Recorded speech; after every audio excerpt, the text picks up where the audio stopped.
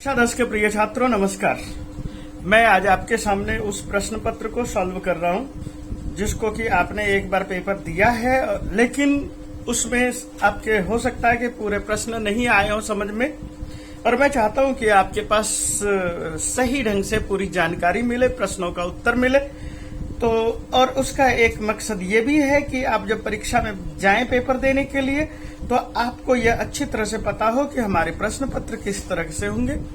जैसे कि आप देखते हैं, एक प्रश्न है, ये प्री बोर्ड एग्जामिनेशन का पेपर है और आप देख रहे हैं मैक्सिमम मार्क्स 40 नंबर का है, अधिक और 2 घंटे टाइम मिलेंगे। आपको क्या करना है, कृपया सम्यक्तया परीक्षणम कुर्वन्तु, कृपा करके अच्छी तरह से परीक्षण कर लें कि इस प्रश्न पत्र में पृष्ठ 8 मुद्रितानि सन्ति मुद्रित। कृपया सम्यक्तया परीक्षणम कुर्वन्तु यतस्मिन् पत्रे 9 प्रश्नाः सन्ति। कृपा करके अच्छी तरह से चेक कर लें कि इसमें 9 प्रश्न हैं। उत्तर लेखनात् पूर्वम प्रश्नस्य क्रमांक अवश्यम लेखनीयम। जब भी आप उत्तर लिखेंगे तो उत्तर लिखने से पहले प्रश्न का क्रम संख्या अवश्य डालिए, लिखिए। प्रश्न संख्या प्रश्न पत्रानुसारम एवं लेखनीय। प्रश्न पत्र के अनुसार ही प्रश्नों का लेखन करें। सर्वेषां प्रश्नानाम उत्तराणि संस्कृतेन लेखनीयानि। सभी प्रश्नों के उत्तर संस्कृत में लिखने हैं। प्रश्नानाम निर्देशा ध्यानेन अवश्यम पठनीयः। प्रश्नों में जो निर्देश दिए हैं उसको ध्यान से पढ़ना है। तो बच्चों अब देखिए, ये प्रश्न पत्र की वानगी आपके सामने किस तरह से है। वर्णनात्मकः प्रश्नः अपठित अवबोधनम। ये वर्णन किए जाने वाले प्रश्न हैं और अपठित अवबोधन है, अनसीन पैसेज है। एक पैसेज दिया है, अधोलिखित गद्यांशम पठित्वा प्रदत्त प्रश्नानाम उत्तराणि संस्कृतेन लिखत। अधोलिखितम गद्यांशम, नीचे लिखे गए जो गद्यांश हैं उसको पढ़ना है। पढ़ करके प्रदत्त प्रश्नानाम उत्तराणि, दिए गए प्रश्नों के उत्तर संस्कृतेन लिखता, संस्कृत में लिखना है। आपको पता होना चाहिए। इस पैराग्राफ को पढ़ना है। पैराग्राफ का मैं अभी अभी अर्थ भी बताते चलता हूं जिससे कि आपको एक एक शब्द अच्छी तरह से समझ में आए। साथ में ही यहां पर आएगा एक प्रश्न का एक शब्द में उत्तर और एक वाक्य में उत्तर। हम उसको आगे देखते हैं। प्रातः कालस्य वेला रमणीया वर्तते। प्रातः काल की वेला खूबसूरत होती है। सूर्य उदयाचले उदेति। सूर्य उदयचल में उदित होता है। उदयाचल का मतलब वह पर्वत जिस पर्वत पर उदय सूर्य होता है उसके लिए प्रयोग किया, उदयाचल। और उद्याने जना भ्रमंती। उद्यान में लोग घूमते हैं। उद्यान का मतलब होता है वाटिका, बगीचा। व्यायामम च कुर्वन्ति, और व्यायाम करते हैं, एक्सरसाइज करते हैं। वृक्षे खगा कलरवम कुर्वन्ति। पेड़ों पर पक्षी कलरव करते हैं यानी चहचहाते हैं। युवका युवतयश्च। युवक और युवतियां चापी भी प्रबुद्धा सन्ति, जाग गए हैं। छात्रा विद्यालयम प्रति गच्छन्ति। छात्र विद्यालय की ओर जा रहे हैं। अध्यापकः अध्यापिकाश्च। अध्यापक और अध्यापिकाएं विद्यालयम प्रति गच्छन्त। विद्यालय की ओर जाते हुए दृश्यन्ते, दिखाई देते हैं। विद्यालयेभ्यः बहिः। विद्यालय के बाहर कार्यानानां पंक्ति अस्ति। कारयानों की पंक्ति है यानी कारों की पंक्ति लगी हुई है, बहुत सारी कारें खड़ी है। कृषका क्षेत्रम प्रति गच्छन्ति। किसान खेत की तरफ जा रहे हैं। सर्वे जना, सभी लोग स्वकार्येषु लग्ना सन्ति, अपने अपने काम में लगे हैं। शीतलः पवनः वहति। शीतल हवा चल रही है। सर्वत्र आनंदमयम वातावरणम अस्ति। सब और वातावरण बहुत ज्यादा आनंददायक है। प्रातः कालस्य समयः। प्रातः काल का समय सर्वेषु जनेषु नवजीवनम संचारयति। सभी लोगों के जीवन में नवजीवन का संचार करता है। तापसः आश्रमेषु। तपस्वी लोग आश्रम में यजन्ति, यज्ञ करते हैं। भक्ताः देवालयम गच्छन्ति। भक्त देवालय जाते हैं। शिशवः विश्रामस्य पश्चात् प्रसन्ना भवन्ति। और शिशु विश्राम के पश्चात प्रसन्न होते हैं। शरणीषु जनाः इतः ततः आगच्छन्ति। शरणी का मतलब होता है सड़क, यानी कि चाहे छोटे वो बड़ी सड़कें हैं उनके लिए शरणी शब्द का प्रयोग करेंगे। छोटी छोटी गलियां होगी तो रथिया शब्द का प्रयोग करेंगे। इत ततग आगच्छन्ति, इधर उधर आते हैं। मंदिरेषु शंखनादस्य मधुर ध्वनि श्रूयते, और मंदिरों में शंखनाद की मीठी ध्वनि सुनाई देती है। अब बच्चों देखिए यहाँ पर अ नंबर है, एक पदेन लिखत, एक पद में लिखना है। एक पद का मतलब है एक शब्द में लिखना है। केवलम प्रश्नद्वयम, केवल 2 प्रश्न करना है।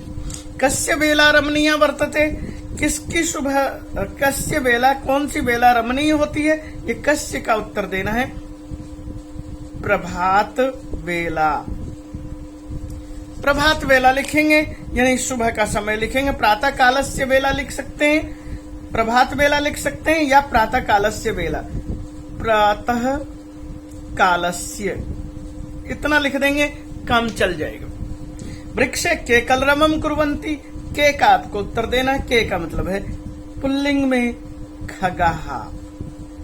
कीदृश पवन वहति, कीदृश, इसको अंडरलाइन करना है। कैसा, तो शीतल, शीतल। आपने ये इन प्रश्नों को देखा, ये जो है 2 नंबर के प्रश्न थे। एक एक प्रश्न का एक एक नंबर था। यहाँ 3 दिए हुए थे, केवल द्वयम लिखा हुआ है, यानी 2 प्रश्न का उत्तर देना है। पूर्ण वाक्य न लिखत, अब देखिए पूर्ण वाक्य में लिखना है। केवलम प्रश्नद्वयम, केवल 2 प्रश्न करना है, और 2-2 नंबर के एक एक प्रश्न का उत्तर है। शिशवः कदा प्रसन्ना भवन्ति, शिशवः कदा प्रसन्ना भवन्ति, तो आप यहाँ पर उत्तर देख सकते हैं। शिशवः विश्रामस्य पश्चात प्रसन्ना भवन्ति, आपको दिखाई दे गया। आप इस लाइन को अंडरलाइन कर लीजिए। शिशवः विश्रामस्य पश्चात प्रसन्ना भवन्ति, आप यहाँ पर लिख लीजिए। मंदिरेषु कस्य ध्वनि श्रूयते, मंदिर में किसकी ध्वनि सुनाई देती है, यहां से आप अंडरलाइन कीजिए।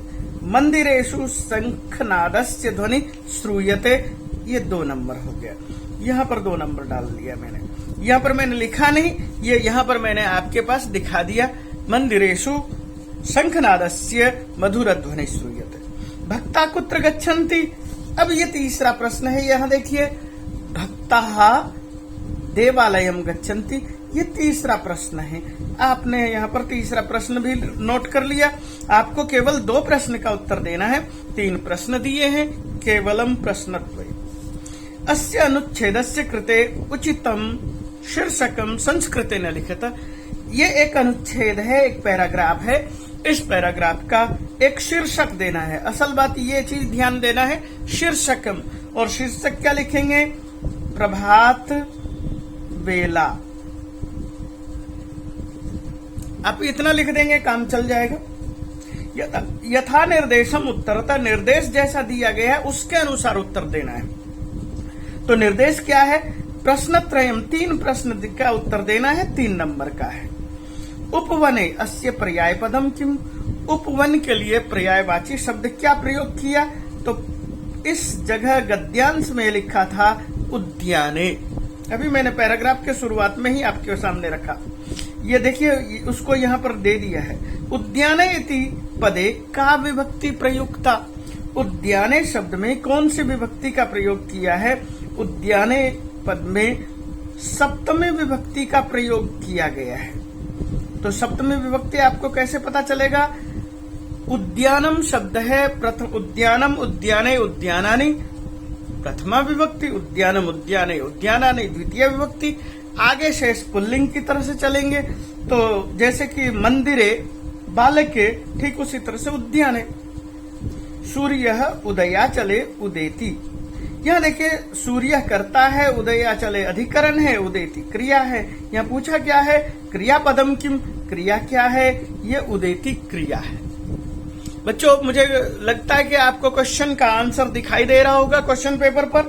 पक्षिणा इत्यत्र क शब्द गद्यांश पठितम, पक्षी शब्द के लिए गद्यांश में क्या पद प्रयोग किया है, अभी थोड़ी देर पहले हमने ये बताया था, खगाहा। तो ठीक यहाँ पर भी हम वही लिखेंगे, खगाहा। मुझे लगता है कि आपको ये अच्छी तरह से समझ में आ गया। इस तरह से मैं और भी कुछ क्वेश्चन का आपके सामने आंसर लिखूंगा। जल संरक्षण से महत्व विषय मित्रम प्रति लिखितम पत्रम मंजूषायाम प्रदत्त पदहि पूरयित्वा पुनः लिखितम। जल संरक्षण के महत्व के विषय में मित्र को पत्र लिखना है, मंजूषा में शब्द दिए गए हैं उसके आधार पर भरना है। तो जब भी पत्र लिखा जाता है सबसे पहले एक स्थान होता है, ये स्थान है छात्रावासतः।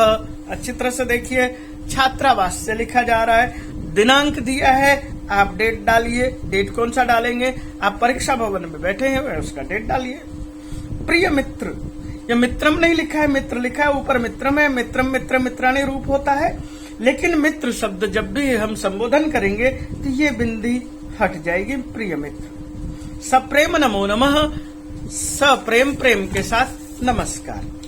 अब यहाँ पर क्या प्रयोग किया गया है इस चीज को देखिए। अत्र कुशलम तत्रास्तु, अत्र कुशलम तत्र अस्तु, हम इस चीज को लेंगे। अत्र कुशलम तत्रास्तु, ये अस्तु यहां से भर लेंगे। भवता पत्रम पठित्वा अतीव प्रसन्नताम अनुभवामि, आपका पत्र पढ़कर बहुत प्रसन्नता का अनुभव करता हूं। यत्कि भवान आप मित्र तृतीय विभक्ति का प्रयोग है, तो तृतीय विभक्ति का जब भी प्रयोग करते हैं तो उसके साथ सह का प्रयोग करेंगे। तो ये देखिए सह लिखा है, आप यहां से लिखिए मित्रई सह। जब आपने इस चीज को भर लिया, जल संरक्षण प्रचार कार्य, जल संरक्षण के प्रचार के काम में रतोस्ति लगे हुए हो। ऐसा तो उत्तम, यह तो उत्तम। उत्तम क्या होगा? तो ये शब्द यहां से भर लेंगे, प्रयास, प्रयास, उत्तम प्रयास। वयम सर्वे, हम सब, एव, हम सब ही। आगे क्या है? जानते हैं। हम सब क्या जानते हैं? ये देखिए, जानाति, जानीता, जानंती, जानामि, जानीवा, जानीमः, ये शब्द का प्रयोग किया है उत्तम पुरुष एक वचन में, उत्तम पुरुष बहुवचन में जानीमः। हम सब जानते हैं कि जीवने जलस्य महत्वम तु अतुलनीयम, जल का महत्व जीवन में बहुत ज्यादा है, आवश्यक है, जिसकी कोई तुलना नहीं की जा सकती। जलम एव, जल ही, क्या चीज है जल ही? तो यहाँ पर देखो शब्द प्रयोग किया है 5 नंबर पर, जीवनम, जल ही जीवन है। मुझे लग रहा है आप अच्छी तरह से देख पा रहे हैं। और उसके बाद देखो यहाँ भरते हैं, वयम सर्वे जानीमः पुनरपि, हम सब ये जानते हैं, फिर भी हम अस्य, इसका क्या करते हैं? कुर्मः, करते हैं, बहुवचन है उत्तम पुरुष का। अपव्ययम कुर्मः, अपव्यय करते हैं यानी बर्बाद करते हैं। आप टैप खोलते, नल खोलते और थूकते हैं, नल चलाकर छोड़ देते हैं बहुत देर तक, तो इससे क्या है? पानी बर्बाद होता है। अपव्यय करते हैं। उसके बाद क्या देख रहे हैं कि अनेन आगामी काले कियान भीषण जल संकट भवेत, इससे आने वाले समय में कियान, कितना भीषण जल संकट होगा, भवेत, हो सकता है, इति कोपि न, यह कोई भी न विचारयति, विचार करता है। यहां देखिए, कह शब्द पुल्लिंग है, एक वचन है, और विचारयति क्रिया है, ये करता है, ये क्रिया है। मिलान कर लेंगे। जल संरक्षणार्थम, जल संरक्षण के लिए क्या करना है? जागरूकता अनिवार्य एवं जागरूकता बहुत आवश्यक है। ये देखिए, जल संरक्षण के लिए सबसे बड़ी चीज क्या है? जागरूकता। और क्या करना है? यदि जनः अत्र ध्यानम न दास्यन्ति, यदि लोग यहाँ पर ध्यान नहीं देंगे, तदा अस्माकम, तो हमारा या हमारी क्या होगी? अस्माकम देशस्य, देश की, ये 9 नंबर उठा लेंगे। हमारे देश की क्या होगी? स्थिति कैसी होगी? अफ्रीका देशवत, अफ्रीका के समान भविष्यति हो जाएगी। अफ्रीका में क्या है? वर्षा कम होती है, जल के बिना सारा भूखंड सूखा है, रेगिस्तान की तरह से दिखाई देता है। आपने अफ्रीका के जंगलों के बहुत सारे चित्र भी देखे होंगे डिस्कवरी पर। यथा ते जल बिंदु प्राप्त्यर्थम, जैसे वे पानी की बूंद पाने के लिए संति, क्या है, प्रयत्नमानः संति, प्रयत्न करते हुए दिखाई देते। तथा एव वैसे ही अस्माकं देशस्य अपि स्थिति न भवेत्, हमारे देश की स्थिति भी न हो जाए। अतः जल संरक्षणार्थम, इसलिए पानी के संरक्षण के लिए जागरूकता अनिवार्य, जागरूकता बहुत जरूरी है। शेषम सर्वम कुशलम, शेष सब कुशल है। पित्रो चरणयो चरण वंदना, माता पिता के पित्रो जब भी कहेंगे तो माता च पिता च, तयो पितृयो, माता पिता के चरणों में वंदना। भवतः मित्रम, यहाँ देखो मित्रम शब्द है, प्रथमा विभक्ति एक वचन है, यशवर्धन है ये नाम है। अब आपके सामने एक मैं चित्र प्रस्तुत कर रहा हूं, आपको चित्र अच्छी तरह से दिखाई दे रहा होगा। चित्र में क्या दिया है, प्रदत्त चित्रम दृष्ट्वा मंजुषायाम प्रदत्त शब्दानाम सहायतया पंचवाक्यानि संस्कृतेन लिखितम्। चित्र को आप अच्छी तरह से देखिए। पेड़ हैं, ये दो बच्चे फुटबॉल खेल रहे हैं, ये बच्चा दौड़ रहा है, यहाँ लड़की बैठी है, यहाँ झूला झूला जा रहा है, ये लड़की जो है रैकेट लेकर खेल रही है, यहाँ एक लड़की ड्राइंग कर रही है, एक आदमी चेयर पर बैठा हुआ है, और उसके बाद इधर भी पेड़ हैं, और क्या दिखाई दिया, यहाँ फूल खिले हुए। इन सब चीजों को देखते हुए हमें क्या करना है, कुछ वाक्य ढूंढने हैं। कहाँ से, बालः उद्यानम खेलत द्वौ, बालः करोति विपश्यति, वृक्षः चित्रम रचयति, उपविशति दोलायाम पादकंदुकम्। अब हमें क्या करना है, इन्हीं शब्दों को ध्यान में रख करके वाक्य बनाना है। तो वाक्य कैसे बनाएंगे, तो सबसे पहले तो देखेंगे, इदम उद्यानस्य चित्रम, हम इस तरह से वाक्य बना लेंगे। इदम उद्यानस्य चित्रम अस्ति, यह उद्यान का चित्र है, एक वाक्य। अस्मिन् चित्रे लिखे या चित्रे लिखे, चित्रे, ये देखिए यहां बैठे हुए हैं, एकः वृद्धः उपविशति। हमने उपविशति शब्द अभी थोड़ी देर पहले पढ़ा था, यहां देख लीजिए ये शब्द आया है और हमने प्रयोग कर लिया। अब ये शब्द देखो, द्वौ है और खेलता है, इस पर हम दूसरा वाक्य, तीसरा वाक्य बना लेते हैं। चित्रे द्वौ बालौ,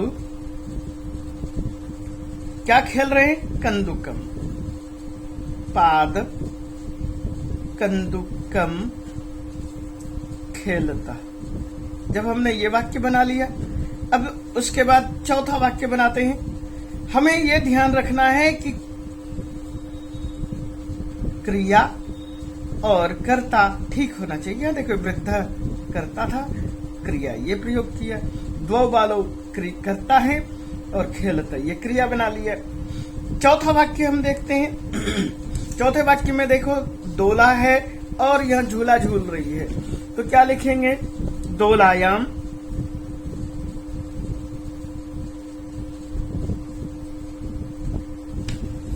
दोलायाम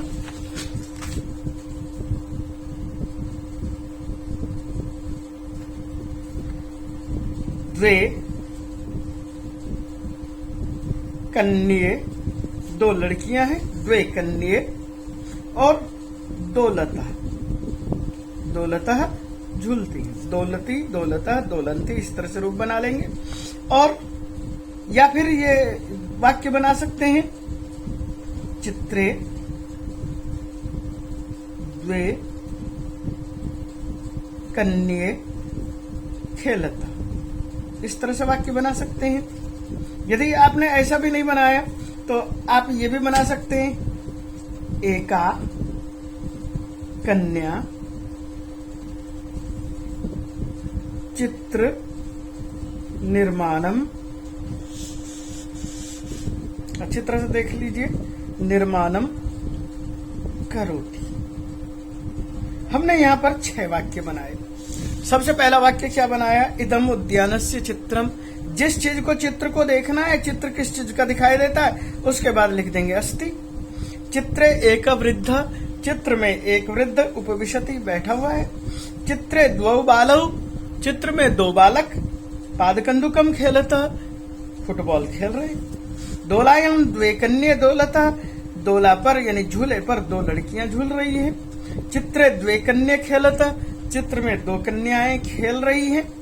एका कन्या चित्र निर्माणम करोति, एक लड़की चित्र का निर्माण करती है। इस तरह से हमने 6 वाक्य बना लिए, लेकिन 5 ही वाक्य बनाने थे। इसके अतिरिक्त क्या और दिया है? मंजूषा को ध्यान में रख करके कोई किसी भी तरह से पंचभी संस्कृत वाक्य एकम अनुच्छेदम लिखता, संस्कृत में एक अनुच्छेद लिखना है इन वाक्यों को देखते हुए। तो अनुच्छेद आपने यदि ये कर दिया तो इसकी आवश्यकता नहीं है। फिर भी यदि आप चाहते हैं तो हम इसको ऐसे कर सकते हैं। क्या कर सकते हैं? बालका बालिका च उपवने भ्रमन्ति, ते पुष्पाणि पश्यन्ति, जनः भ्रमणाय भ्रमणं कुर्वन्ति, वृक्षेषु खगाः सन्ति, एकः काकः अपि अस्ति। इस तरह से वाक्य बना सकते हैं।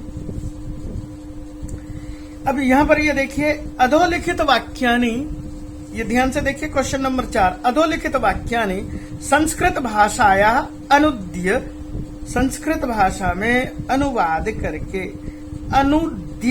अनुवाद करके ल्यप प्रत्यय का रूप है। पंचवाक्यम, 5 वाक्य लिखना है। अब जब भी आप वाक्य बनाते हैं तो आपको सबसे पहले क्या करना है? अनुवाद की सबसे पहली स्थिति क्या है कि कर्ता आपको ध्यान में रखना है और क्रिया ध्यान में रखना है। कर्म ये है। तो अब क्या है? कर्ता क्या है? प्रथम पुरुष नहीं है, उत्तम पुरुष है। उत्तम पुरुष का एक वचन सर्वनाम है। और अहम शब्द आप अच्छी तरह से जानते हैं, अहम। और उसके बाद क्या है? फल, फल द्वितीय विभक्ति का प्रयोग करेंगे। कर्म में द्वितीय विभक्ति का प्रयोग करते हैं। और खादती, खादता, खादंती बनाते हैं। ठीक उसी तरह से उत्तम पुरुष एक वचन में खादामी। ये ध्यान रखना है कि खाद शब्द है, खद नहीं है। बहुत सारे बच्चे ध्यान नहीं देते, खादामी की जगह खदमी कर देते हैं, वो भी गलत है। आपको करना क्या है? ये ठीक लिखना है, ये ठीक लिखना है। यदि आपका कर्ता और क्रिया ठीक है, आपका वाक्य ठीक है, आपको 1 नंबर मिल जाएगी। मजदूर कार्य करते हैं, इस चीज वाक्य को देखने से क्या पता चलता? लेबर है यानी मजदूर है, और मजदूर बहुत सारे हैं। तो श्रम करने वाले को श्रमिक कहते हैं, और श्रमिक एक वचन हुआ, और बहुवचन करेंगे तो श्रमिका। क्या करते हैं? कार्य शब्द है, द्वितीय विभक्ति का एक वचन करेंगे, और उसके बाद करते हैं, करोति, कुरुतः, कुर्वन्ति। प्रथम पुरुष है ये, इसलिए इसको हमने प्रथम पुरुष रखा। अब देखिए यहां पर क्या है? 2 छात्रों ने पाठ पढ़ा। ये दोनों वर्तमान काल था, लेकिन यहां पर जो है 2 वाक्य हैं, ये भूतकाल के वाक्य हैं। यहां ढा लिखा है, पढ़ा, इससे आपको पता चल रहा होगा। कार्य किया, इससे भी पता चल रहा होगा। तो आप ये देखिए, 2 छात्रों ने, 2 छात्रों, अभी हमने कुछ देर पहले भी वाक्य बनाया था, 2 बालव, तो 2 छात्रों। जब हमने 2 छात्रों लिख लिया, 2 छात्रों ने, ये हो गया। पाठ पढ़ा, पाठ में शब्द में द्वितीय विभक्ति का प्रयोग करेंगे, पाठम। और पढ़ा, तो 2 छात्र कौन सा पुरुष है? तो इसको हम कहेंगे प्रथम पुरुष द्विवचन। तो प्रथम पुरुष का द्विवचन हम लंग लकार की क्रिया में प्रयोग करेंगे। तो लंग लकार कौन सा होता है? अपठत, अपठताम, अपठन। तो अपठत के बाद क्या आया? अपठताम। तो यह देखिए अच्छी तरह से, अपठताम। हमने ये वाक्य लिख लिया, अपठताम। अब ये वाक्य ठीक हो गया। बालकों ने गृह कार्य किया, ये भी भूतकाल है। और भूतकाल होने के बाद बालकों ने, यहाँ बहुत सारे बालक है, तो बालक शब्द को आप लिखिए, बालक लिखा और बहुवचन बना दिया, बालकाः, बालकों ने हो गया। गृह कार्य, ये कर्म है, गृह कार्यम, जैसे यहां पर कार्यम था ऐसे यहां पर कार्यम है, किया। तो क्री धातु का लंग लकार का प्रथम पुरुष बहुवचन क्या प्रयोग करेंगे? अकरोत, अकुरुताम, अकुर्वन। तो ये आ जाएगा अकुर्वन।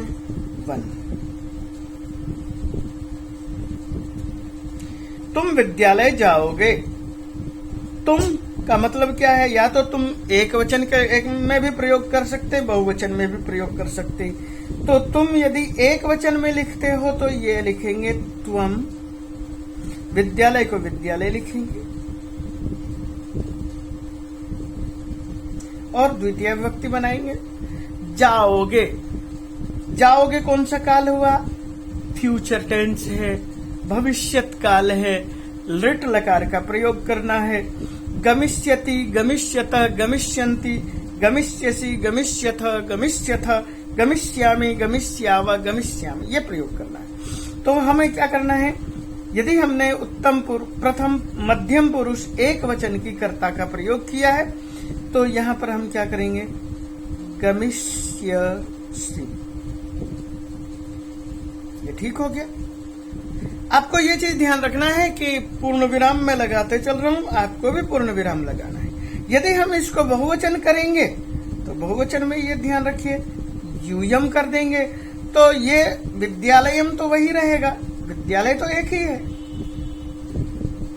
लेकिन यहाँ पर क्रिया का प्रयोग करेंगे, बहुवचन के अनुसार करेंगे क्योंकि ये बहुवचन है। तो क्रिया कौन सी बहुवचन करेंगे? गमिष्यथ। वह पुस्तक पढ़े। अब ये क्या है? वह पुस्तक पढ़े। इस चीज को हम विधिलिंग में देख सकते हैं। तो विधिलिंग में देखेंगे या लोट लकार में कहेंगे वह पुस्तक पढ़े। लोट लकार में भी प्रयोग कर सकते हैं, विधिलिंग में भी प्रयोग कर सकते हैं। पढ़ना चाहिए विधिलिंग स्पष्ट है, लेकिन इसका हम लोट लकार में भी प्रयोग करते हैं और विधिलिंग में भी प्रयोग करते हैं। और ये पुल्लिंग शब्द है इसलिए स। पुस्तक शब्द तो नपुंसकलिंग है ही। और पढ़े स पुस्तकम पठतु। आप स पुस्तकम पठतु भी लिख सकते हैं और सह पुस्तकम पठेत विधिलिंग में भी लिख सकते हैं, दोनों ही ठीक है। छात्र को ध्यान से पढ़ना चाहिए। अब यहां पर क्या प्रयोग करेंगे? कर्ता क्या है? छात्राः। यहां कर्म दिखाई दे रहा है लेकिन हम कर्म का प्रयोग नहीं करेंगे, कर्ता का ही प्रयोग करेंगे। छात्राः ध्यान से, ध्यानेन पढ़ना चाहिए। पठेत जैसे ये लिखा है, बहुवचन क्या करेंगे? पठेयु। पठेत, पठेताम, पठेयु। हमने देखो 7 के 7 प्रश्न के उत्तर लिख लिए और 7 के 7 उत्तर लिखने के बाद आप देख सकते हैं आपके पेपर पर आपको दिखाई दे रहा है और रेड पेन से लिखा है इसलिए आपको बहुत अच्छी तरह से साफ साफ दिखाई दे रहा होगा। तो अगले प्रश्न को देखते हैं। अगला प्रश्न क्या है?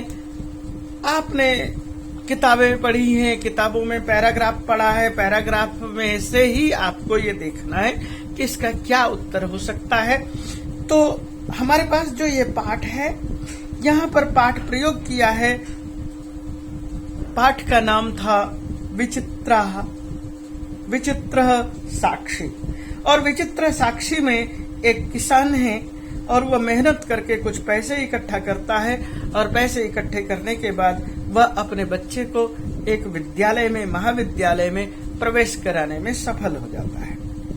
उसके बाद उसे सूचना मिलती है कि उसका पुत्र बीमार है और बीमार होने की वजह से उसके अंदर इच्छा होती है कि मैं अपने पुत्र को जाकर मिलूं, लेकिन पैसे की कमी है, इसलिए वह सोचता है कि मैं पैदल ही चल देता हूं। जब वह पैदल चलता है तो उसके बाद उसके सामने क्या स्थिति आती है कि जल्दी ही अंधेरा हो जाता है, सांझ हो जाती है, और उसने सुन रखा था, समझ रखा था कि जो मार्ग आपकी जानकारी में नहीं है उस मार्ग में रात में अकेले नहीं चलना चाहिए। तो आगे देखिए इस पैराग्राफ में क्या कुछ घटनाएं घटती है, उस चीज को दिखाया गया है।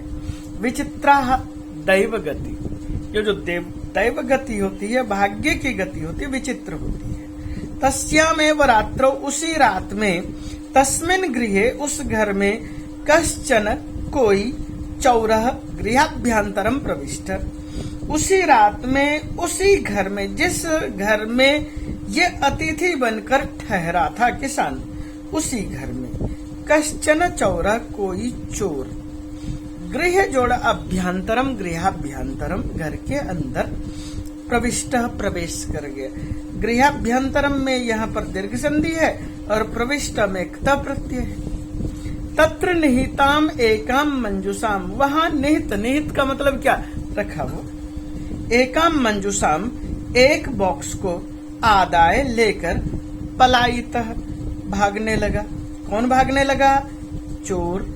क्या लेकर भागने लगा, मंजूषा। कहां से लिया, घर के अंदर से। क्या था, रखा हुआ था, या मंजूषा है, स्त्रीलिंग है, बॉक्स रखा हुआ था कहेंगे, या मंजूषा रखी हुई थी। और पलायिता, ये भी क्ता प्रत्यय का रूप है, क्ता प्रत्यय इस तरह से लिखते हैं। चौरस्य पाद ध्वनि न, चोर के पैर की ध्वनि से, यह तृतीय विभक्ति एक वचन है। प्रबुद्धो अतिथि, वह जो अतिथि था, वह जो किसान अतिथि बना हुआ था उस घर में, जाग गया। अतिथि शब्द पुल्लिंग है, इसलिए प्रबुद्ध शब्द का प्रयोग किया है।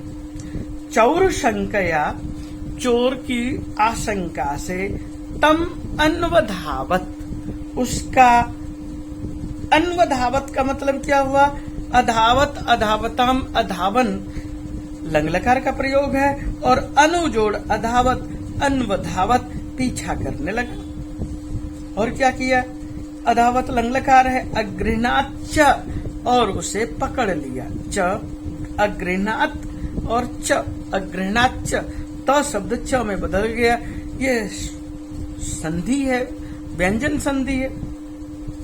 परम विचित्रम अघटत, लेकिन एक विचित्र घटना घट गई, ये भी लंग लकार है, लेकिन यहाँ हलंत है और यहाँ हलंत नहीं है।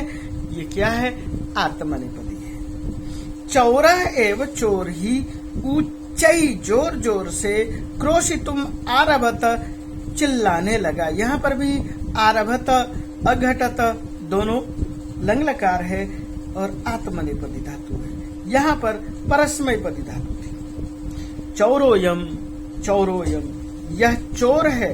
यहाँ पर संधि देख लेना है, चौरह जोड़ अयम, चौरोयम, चौरह, ये इस तरह से लिखेंगे, चौरह प्लस अयम। यहाँ क्या है, विसर्ग को ओ बना दिया, और ओ बनने के बाद ये जो अ है इसको हटा दिया, और उसके बदले में ये अवग्रह का स्वरूप डाल दिया, यानी एस का निशान जैसा हमने बना लिया है। इतना ही समझना है आपको। तस्य तारस्वरेन, उसके तार, तार का मतलब ऊंचा, स्वरेन आवाज से, ऊंची आवाज से। प्रबुद्धा ग्रामवासीन, जगे हुए, यहाँ देखो प्रबुद्ध एक वचन है, यहाँ बहुवचन है। ग्रामवासी, वासिनौ, वासिनः बहुवचन लिखा। स्वगृहात, अपने घर से, निष्क्रम्य, निकल कर, यह गृहात घर से, निष्क्रम्य निकल कर, निश प्लस क्रम प्लस लियप, ये है व्याकरणगत कार्य। तत्रागच्छन, तत्र जोड़ आगच्छन, तत्रागच्छन, जैसे गृहाभ्यंतरम में दीर्घ संधि है, यहाँ पर भी दीर्घ संधि है। बराकम अतिथि में बेचारे अतिथि को ही, बराक शब्द का अर्थ है बेचारा, बराक बेचारा। चौरम मत्वा, चोर मान के अभर्त्सयन, भर्त्सना करने लगे। कौन करने लगे? ग्रामवासी न, यहाँ बहुवचन है इसलिए अभर्त्सयन, अभर्त्स्ययन, अभर्त्सयत, अभर्त्सयताम, अभर्त्सयन, ये लंग लकार का प्रयोग है। यहाँ इस पूरे पैराग्राफ में सब में लंग लकार का प्रयोग किया है। यद्यपि ग्रामस्य आरक्षी एवं चौरा आसीत, यद्यपि गांव का आरक्षी, गांव का रखवाली करने वाला ही चोर था।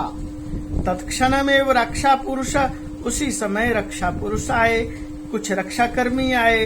तम अतिथिम, उस अतिथि को चौरोयम, यह चोर है, इति प्रख्याप्य, ऐसा ख्यापित करके, बता करके, लोगों के सामने सिद्ध करके कारागृह प्राक्षिपत, कारागार में डाल दिया। प्र जोड़ अक्षिपत, प्राक्षिपत, ये भी दीर्घ संधि है। प्र जोड़ अक्षिपत। अब आपको यहाँ क्या देखना है? एक पदेन उत्तरत, एक पद में उत्तर देखना है। गृहे का प्रविष्ट चौरः, आपको दिखाई दिया, गृहे का प्रविष्ट चौरः। चौरः किम आदाय पलायित, चोर क्या लेकर भागा? यहाँ देखिए मंजूषा, मंजूषाम। कस्य पाद ध्वनि न अतिथि प्रबुद्ध, किसके पाद की ध्वनि से अतिथि जागा? चौरस्य, चोर। ये चीज ध्यान रखना है, संस्कृत में और हिंदी में अंतर है। यहाँ 2 मात्रा है और यह हिंदी में 1 मात्रा लिखते हैं। अब आप देखिए पूर्ण वाक्य न उत्तर था, पूर्ण वाक्य में उत्तर देखना है। चौरा किम क्रोशितुम आरभत, चोर क्या कह करके चिल्लाने लगा।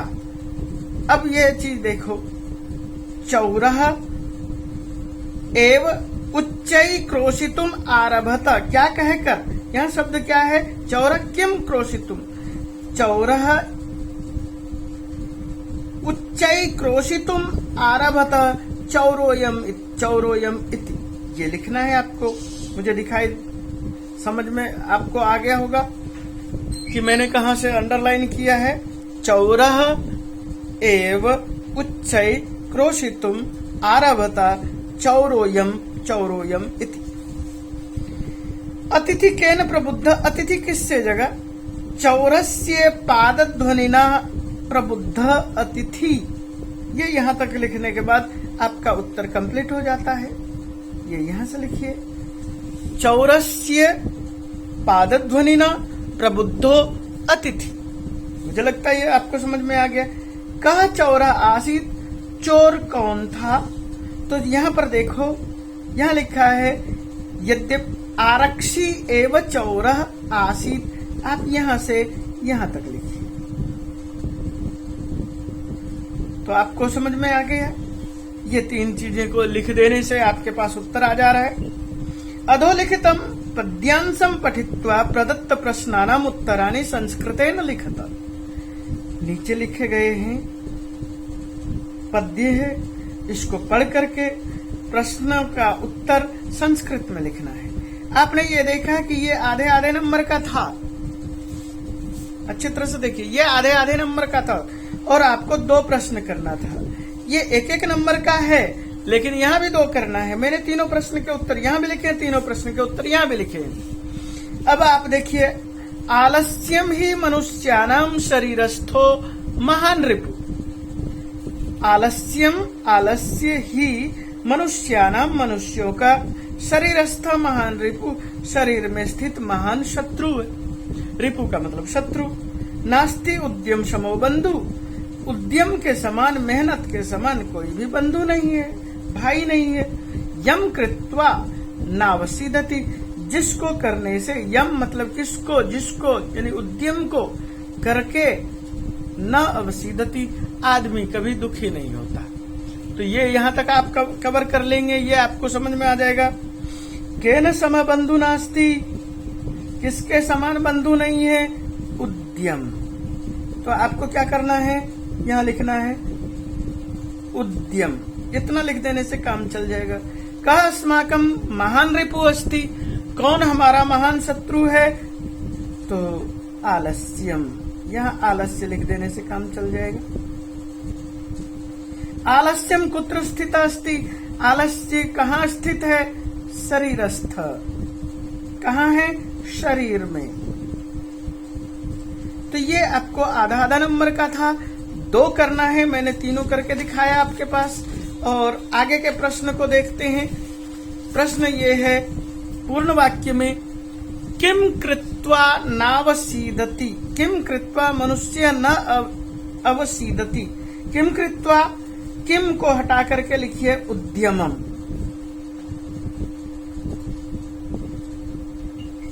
जब आप उद्यमम लिखेंगे, उद्यम करके मनुष्य न अवसीदति, आपका पूरा वाक्य यहाँ ऐसे कैसा लिखना है, मनुष्यानाम बंधु कह, मनुष्यों का बंधु कौन है। तो आपने अभी पढ़ा, क्या पढ़ा, मनुष्य का बंधु, यहाँ देखिए नास्ति उद्यम समो बंधु, तो मनुष्यों का बंधु उद्यम है, तो मनुष्यानाम बंधु उद्यमः, ये लिखेंगे। मनुष्यानाम महान शत्रु कह, मनुष्यानाम महान शत्रु आलस्यम। मुझे लगता है कि यह आपने देख लिया, ये आपको उत्तर समझ में आ गया। आगे क्वेश्चन नंबर 7 में देखते हैं। क्वेश्चन नंबर 7 कुछ इस तरह से है, अधोलिखित नाट्यांशम पठित्वा, यह एक नाट्य का हिस्सा, चूंकि हमारे पास पाठ में 3 तरह की चीजें हैं, यानी कि गद्य है, पद्य है और नाटक है। जो गद्य होता क्या है, पद्य क्या होता है और नाटक क्या होता है, इसको थोड़ा सा संक्षेप में पढ़ लेते हैं। अब जो ये चीजें दिखाई दे रहा है, यहां से यहां तक लिखा हुआ, ये गद्य में लिखा हुआ है। आपने आलस्यम ही मनुष्यानाम पढ़ा, ये श्लोक पढ़ा, ये गद्य है, वो श्लोक था। अब यहाँ नाटक कैसे है, तो यहाँ पर देखो नाट्यांशम लिखा है, यहाँ पर डायलॉग्स लिखे हैं। सिंह शेर बोलता है, बानर बानर बोलता है, तो ये क्या है, डायलॉग है। तो हम यहाँ पर इस चीज को पढ़ लेते हैं और उसके बाद इस चीज को देखते हैं इसमें क्या कहना है। तो मैं आपके सामने इसका अर्थ प्रकट कर रहा हूँ। वनस्य दृश्यम, वन का दृश्य है, ये पाठ आपने पढ़ा है। प्रकृति की शोभा, समीपे एव एका नदी बहती, समीप में एक नदी बहती है। हमने इस पाठ को कई बार आपके सामने रिवीजन कराया है। एका सिंह सुखे न विश्राम्यते, एक शेर सुख पूर्वक विश्राम कर रहा है। विश्राम्यते जैसे कि उत्तम, ये आत्मनेपदी धातु है, विश्राम शब्द के साथ धातु का प्रयोग कर दिया है, तो विश्राम्यते बनाया है। जैसे कि सेव धातु का सेवते, सेवेते, सेवन्ते, विश्राम्यते, विश्राम्यते, विश्राम्यन्ते। तदैव एक वानरः आगत्य, तदैव उसी समय एक वानरः आगत्य, एक बंदर आगत्य आकर के, आ धातु है, आ उपसर्ग है, गम धातु है और ल्यप प्रत्यय है। ये जो ल्यप है त्वा के बदले में प्रयोग है। तस्य पुच्छम धुनाति, उसके पूंछ को धुनाति, उठाता है, पटकता है, ढूंढता है। क्रुद्ध सिंह तम प्रहर्तुम इच्छति, और गुस्से में शेर। ये देखिए क्रुद्ध सिंह शेर का विशेषण है। क्रुद्ध तम प्रहर्तुम इच्छति, उसे प्रहार करना चाहता है। परम वानरस्तु, लेकिन वानर तो वानर है। कुर्दित्वा, कूद कर, वृक्षम आरूढ़, पेड़ पर चढ़ गया। यहाँ आरूढ़ में भी क्त प्रत्यय है। तदैव उसी समय, अन्यस्मात् वृक्षात, किसी दूसरे पेड़ से, जंगल है तो जंगल में अनेक पेड़ हैं। अपरा वानर, दूसरा बंदर, सिंहस्य कर्णम आकृष्य, शेर के कान को आकृष्य खींचकर। ये जैसे कि ल्यप का था, यहाँ पर भी आ उपसर्ग है, कृष धातु है, ल्यप प्रत्यय है। ये मैं यहाँ पर लिख रहा हूं, आ कृष और ल्यप, आ कृष ल्यप। आप इसको ऐसे देखिए, आ कृष ल्यप। पुनः फिर से वृक्षोपरि, वृक्षस्य उपरि वृक्षोपरि, हम इसकी ऐसे व्याख्या करेंगे और संधि करेंगे तो क्या करेंगे, वृक्ष जोड़ उपरि वृक्षोपरि, वृक्षोपरि। जैसे चंद्र जोड़ उदय चंद्रोदय, सूर्य जोड़ उदय सूर्योदय, यहाँ पर गुण संधि करते हैं। आरोहति चढ़ जाता है। एवं इसी प्रकार वानरा अनेक बंदर बारंबारम सिंहम तुदंती, अनेक बंदर बार बार सिंह को तुदंती, तुदंती का मतलब क्या है, तुद कष्ट पहुंचाना। क्रुद्ध सिंह गुस्से में शेर इतस्ततः इधर उधर धावती दौड़ता। यह इतस्ततः शब्द अव्यय है। धावती गर्जती ये क्रिया है, दौड़ता है गरजता है। परम किमपि कर्तुम असमर्थ, लेकिन कुछ भी करने में असमर्थ है। कर्तुम असमर्थ यह क्री धातु है और तुमुन प्रत्यय है। इसको आप ऐसा देखिए, क्री प्लस तुमुन, कर्तुम। तिष्ठति ये भी क्रिया है, जैसे कि धावती गर्जती तिष्ठति, और ये सब वर्तमान काल है। वानरा हसंती, बंदर हंसते हैं। ये देखे बहुत सारे बंदर है इसलिए हसती, हसतः हसंती। वृक्षोपरि, यहाँ वृक्षोपरि अभी मैंने थोड़ी देर पहले बताया। विविधा पक्षिना, अनेक प्रकार के पक्षी, पक्षी पक्षिनौ पक्षिणः।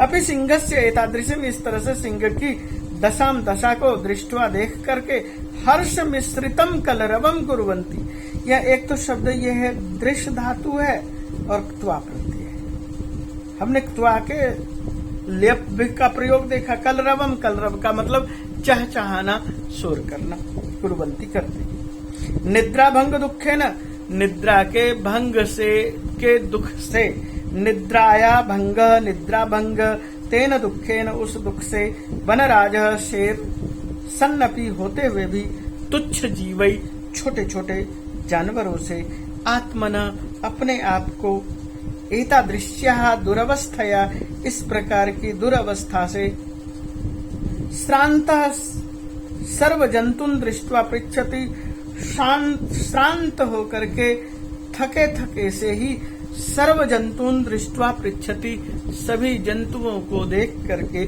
पूछता है। पृच्छति वर्तमान काल है, जैसे यहाँ धावती, सर्व जंतुन सभी जंतु को। ये दृष्टवा शब्द आया, हमने यहाँ दृष्टवा शब्द का पहले प्रयोग कर दिया आपके सामने। सिंह शेर कहता है, क्रोधेन गर्जन, गुस्से से गरजते हुए। ये गर्जन शब्द में क्षत्रिय प्रत्यय है, याद रखिए, गर्ज और प्लस क्षत्रिय, क्षत्रिय का प्रयोग होता है। ते हुए दो क्रिया को जोड़ने के लिए प्रयोग करते हैं। भो हे, अहम वनराज किम भयम न जायते, मैं वनराज हूँ क्या भय नहीं है। अब ये जायते शब्द भी आत्मनेपदी होने की वजह से, जैसे अभी थोड़ी देर पहले मैंने बताया, सेवते सेवते सेवन्ते, ठीक उसी तरह से जायते जायते जायन्त। किमर्थम मामेव तुदंती, किमर्थम किस लिए, माम मुझे, एवं तुदंती इस तरह से कष्ट देते हो। सर्वे मिलित्वा सभी मिल करके बोलते हैं। एक बानर है, एक बानर कहता है, मैंने पहले थोड़ी देर पहले कहा ये नाट्यांश था, आपने नाट्यांश शब्द पढ़ा और उसके बाद ये डायलॉग देखिए। एक बानर है, एक बंदर कहता है, यतः क्योंकि त्वम वनराज भवितुम तु असर्वथा अयोग्य, तुम वनराज होने में तो बिल्कुल अयोग्य हो। सर्वथा बिल्कुल अयोग्य, अयोग्य का मतलब क्या है, न योग्य अयोग्य, न धर्म अधर्म। राजा तो रक्षक भवति, राजा तो रक्षक होता है, परम भवान तो भक्षक है, लेकिन आप तो भक्षक हैं। अपिच रक्षक और भक्षक, रक्षा करने वाले को रक्षक कहते हैं और खाने वाले को भक्षक कहते हैं। अपिच स्वरक्षायाम अपि समर्थ नासी, और तुम तो अपनी रक्षा करने में भी समर्थ नासी। ये न जोड़ असी, नासी दीर्घ संधि याद रखिए। कथम अस्मान रक्षिष्यसि, किस तरह से हमारी रक्षा करोगे, लृट लकार का प्रयोग है। इससे पहले वर्तमान काल का प्रयोग था, यहाँ भविष्यत काल का प्रयोग है। कह सुखेन विश्राम्यते, कह तो हमने पैराग्राफ में देखा था सिंह, तो आप ये लिखेंगे यहां पर कह सिंह। वानरः वारम वारम कम तुदंती, बंदर बार बार किसको कष्ट पहुंचाते हैं? कम तुदंती, बारम बारम सिंहम तुदंती। ये आपने देख लिया, इस चीज को यहां लिखना है। एक जगह लिखा है सिंह, एक शब्द लिखा है सिंह। कस्य समीपे एका नदी बहती, किसके पास एक नदी बहती है? आपने शुरू में देखा वनस्य दृश्यम समीपे एव एका वृक्ष एका नदी बहती, वनस्य समीपे, तो कस्य समीपे? वनस्य। याद रखिए ये आधे आधे नंबर का है, 3 प्रश्न दिए हुए हैं, 3 का मैंने उत्तर लिख दिया है, लेकिन ये प्रश्न द्वयम 2 प्रश्न का उत्तर आपको करना है। पूर्ण वाक्य न उत्तर था, पूर्ण वाक्य में उत्तर लिखना है। केवलम प्रश्न द्वयम, केवल 2 प्रश्न और 1-1 नंबर के उत्तर है। क्रुद्ध सिंह किम करोति, गुस्से में शेर क्या करता है? क्रुद्ध सिंह, गुस्से में शेर, यहां से नोट कीजिए। प्रहर्तुम इच्छति, ये अंडरलाइन करिए, दिखाई दिया होगा। क्रुद्ध सिंह तम प्रहर्तुम इच्छति, ये यहां तक काफी है, ये यहां पर लिख लेंगे। पक्षिणा अपि सिंहस्य दशां दृष्ट्वा किम कुर्वन्ति, पक्षी भी उसकी दशा को देख करके क्या करते? पक्षिणा अपि सिंहस्य एतादृशीं दशां दृष्ट्वा हर्ष मिश्रितम कलरवम कुर्वन्ति। ये शब्द आया, तो मुझे लगता है कि ये आपने यहाँ पर से शुरू किया और यहाँ तक हमने लिखा, इसका उत्तर आपको समझ में आ गया। और उसके बाद क्या करेंगे? कह सिंहस्य कर्णम आकृष्य पुनः वृक्षोपरि आरोहति, कह को हटा करके वानरः लिखिए, वानरः। अब इसी से वानरः सिंहस्य कर्णम आकृष्य पुनः वृक्षोपरि आरोहति, ये देख लीजिए। कह को हमने हटाया, कह के बदले में वानर लिखा, सिंहस्य कर्णम आकृष्य, शेर के कान को खींच करके पुनः वृक्षोपरि आरोहति, फिर से पेड़ के ऊपर चढ़ जाता है। अब अगला प्रश्न है 8वां प्रश्न, यहां देखिए 8 नंबर दिखाई दे रहा है। मंजूषातः समुचितानि पदानि चित्वा, मंजूषा से बॉक्स से, मंजूषा शब्द का अर्थ बॉक्स, समुचितानि पदानि चित्वा, उचित पद चुन करके अधोलिखित श्लोकस्य अन्वयम पूरयत, नीचे जो श्लोक दिए हुए हैं उसके अन्वय को पूरा करना है। ये मंजूषा दिया हुआ है। क्या है श्लोक? क्रोधो ही शत्रु प्रथमो नराणाम, शत्रु प्रथम पहला, नराणाम मनुष्यानाम, मनुष्यों का पहला शत्रु क्रोध ही निश्चित रूप से क्रोध है। देह स्थितो देह विनाशनाय, वह देह में स्थित है और देह को ही नुकसान दे रहा है। यथा जैसे काष्ठगतो ही बन्नी, काठ में रहने वाली आग, काष्ठम दहते, लकड़ी को ही जला देता है। अच्छा, यह शब्द दहते शब्द प्रयोग किया है और दहती भी प्रयोग करता है, किया जाता है, दोनों तरह से प्रयोग होता है, आत्मनेपदी में और परस्मैपदी दोनों में। यहाँ दहते शब्द लिखा है तो आपको दहते शब्द का ही प्रयोग करना है। अन्वय दिया है नरानाम, मनुष्यों का क्या चीज? प्रथम शत्रु, तो मनुष्यों का पहला शत्रु देह विनाशनाय, मनुष्यों के देह के नष्ट को नष्ट करने वाला प्रथम शत्रु, पहला शत्रु कौन है? जो देह स्थित, देह में स्थित है।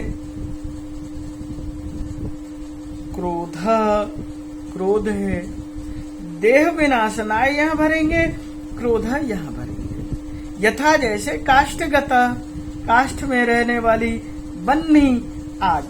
अब इसको यहां से अंडरलाइन करेंगे 1, दूसरा अंडरलाइन करेंगे क्रोध 2, तीसरा है अंडरलाइन करेंगे बन्नी 3, और चौथा अब क्या करेंगे? दहते, काष्ठम एव दहते, काष्ठ को ही दहता है। यथा शरीरम दहते, यहाँ दहते शब्द का प्रयोग करेंगे और ये शब्द आ गया दहते। मुझे लगता है ये समझ में आ गया होगा। और उसके बाद देखो एक श्लोक, चाहे आप इस पैराग्राफ के हिस्से को करो, चाहे इस हिस्से को करो। अब यहाँ पर भी एक श्लोक है, हो सकता है किसी के लिए ये श्लोक कठिन पड़े तो ये दूसरा श्लोक ले ले। यहाँ पर भी वही स्थिति, पिता यच्छति पुत्राय बाल्य विद्याधनम महत् पितास्य किम तपस्ते पे युक्तिस तत्कृतज्ञता। यह पंक्ति है। ये पंक्ति किसकी है? तिरुक्कुरल की पंक्ति है, तिरुवल्लुवर की है। बाल्यकाल में विद्याधनम दातुम पिता अति कष्टम सह मान। विद्याधन देने के लिए किसको विद्याधन देना है? स्वपुत्राय। देखिए अभी इसमें खोजना है, पिता पुत्राय, पुत्र के लिए। तो यहाँ पर सबसे पहले हम क्या करेंगे? बाल्यकाले पुत्राय विद्याधनम दातुम पिता अति कष्टम सहमान सर्वविधम तपः कृत्वापि सह, सभी तरह के कष्ट को झेलते हुए भी सह वह क्या करता है? संततिम, अपने बच्चे को,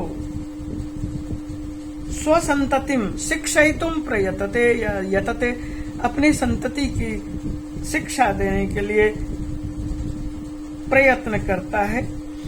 तो यहाँ पर ये निशान लगा लीजिए 2, यहाँ पर हमने 1 भरा और यहाँ पर 2 भर लेते हैं। इसके लिए यदि तत्र पुत्र एतन मात्रम, यदि वह पुत्र इसको स्मरेत, याद करे, यत कि पिता तस्मै, पिता उसके लिए, विद्याधन देने के लिए, विद्यादानाय महत तपः ते अकरो तपः। यहाँ 4थे नंबर पर भर लेंगे। तो मुझे लगता है ये आपको समझ में आ गया। अब जो 9वां क्वेश्चन है घटनाक्रम के अनुसार। और घटनाक्रम कौन सा है?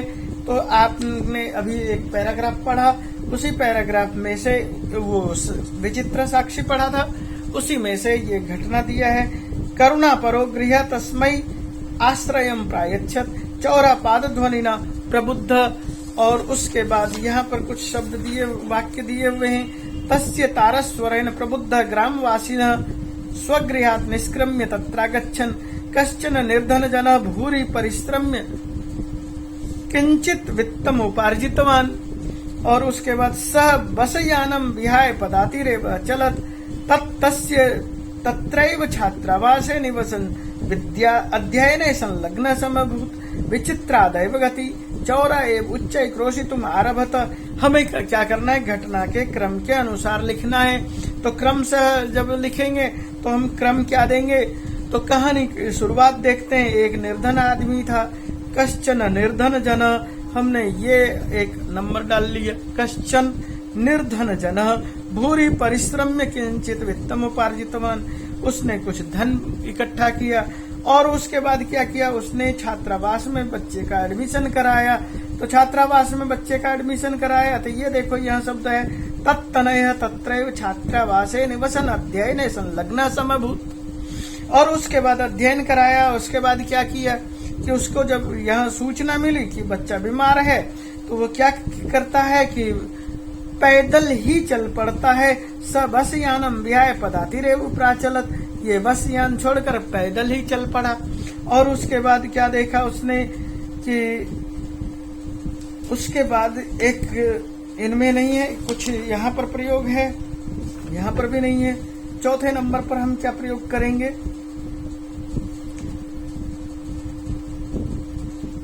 विचित्रा एव दैव गति, ये जो भाग्य की गति है बड़ी विचित्र है, तो हम ये प्रयोग कर सकते हैं। और उसके बाद क्या देखा कि एक मिनट, ये विचित्रा एव भाग्यवती यहाँ नहीं लिखेंगे, बल्कि हम यहाँ पर लिखेंगे पहला शब्द आया, पहला वाक्य है। पहला वाक्य क्या है? करुणा परो गृहे तस्मै आश्रयम प्रायच्छत, कारुणिक गृहस्थी ने उसे आश्रय दिया। और आश्रय देने के बाद एक विचित्र घटना घट गई। और विचित्र घटना क्या घटी? तो उसके बाद विचित्र घटना घटी, चौरस्य पादध्वनि न प्रबुद्ध अतिथि, उस घर में चोर घुस गया, इसलिए उसने क्या किया? पैर की ध्वनि सुनी।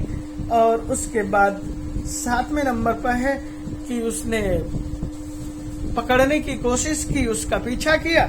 चौराए बुच्चे क्रोशितुम, चोर ने ही जोर जोर से चिल्लाना शुरू कर दिया, चौरोयम चौरोयम। और उसके बाद अगला है, तस्य तारस्वरेण प्रबुद्ध ग्रामवासिनः स्वगृहात् निष्क्रम्य तत्रागच्छन्। और उसी समय गांव के लोग उसे आते हैं और पकड़ लेते हैं। ये 8 नंबर का है। यदि आपने इस तरह से क्रम कर दिया तो इसमें आपको 4 नंबर मिल जाएंगे। ये लिखा है 4 नंबर। तो मुझे लगता है कि ये प्रश्न आपके सामने मैंने रखा, और इस प्रश्न को आप एक बार वीडियो को अच्छी तरह से देखेंगे, प्रश्न के माध्यम से देखेंगे तो आपको अच्छी तरह से समझ में आ जाएगा। और मुझे लगता है कि आप इस चीज को देखने के बाद समझने की अच्छी तरह से कोशिश करेंगे और अधिक से अधिक नंबर लेने की कोशिश करेंगे। मैं इसके अतिरिक्त अगले दिन एक और क्वेश्चन पेपर भेजूंगा, जिससे कि आप अच्छी तरह से इसे समझ सकते हैं और उत्तर लिख सकते हैं। इसी तरह से कुछ और भी वाक्य होंगे जो आपके सामने रखूंगा।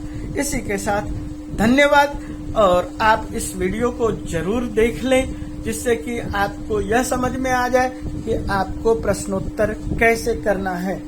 तो आप अच्छी तरह से समझिए। इसी के साथ मैं इस प्रश्न को यहाँ विराम दे रहा हूँ। धन्यवाद।